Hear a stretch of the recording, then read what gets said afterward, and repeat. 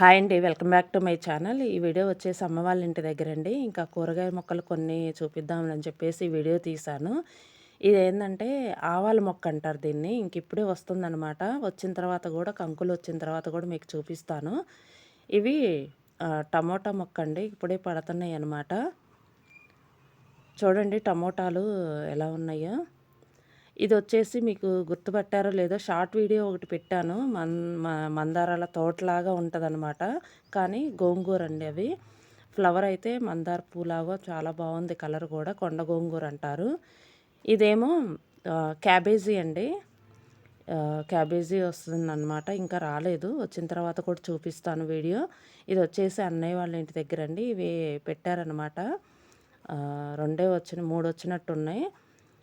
ఇవి వచ్చేసి కొంచెం పురుగు వస్తుంటుందండి. చూసుకుంటూ ఉండాలన్నమాట.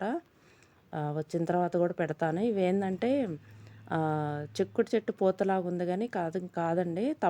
తమ్మ చెట్టు అంటారు.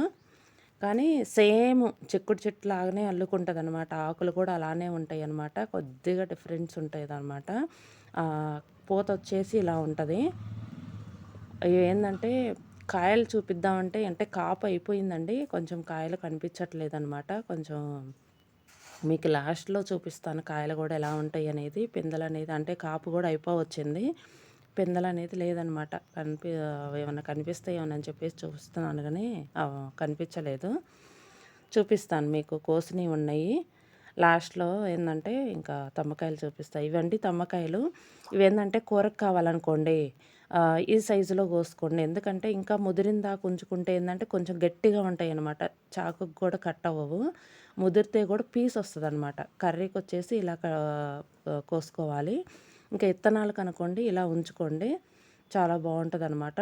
చట్నీ కూడా బావుంటది. కర్రీ కూడా బావుంటదనమాట. ఇదండి వీడియో. ఈ వీడియో గనుక మీకు నచ్చితే లైక్ చేయండి, షేర్ చేయండి, సబ్స్క్రైబ్ చేయండి. Thank you for watching.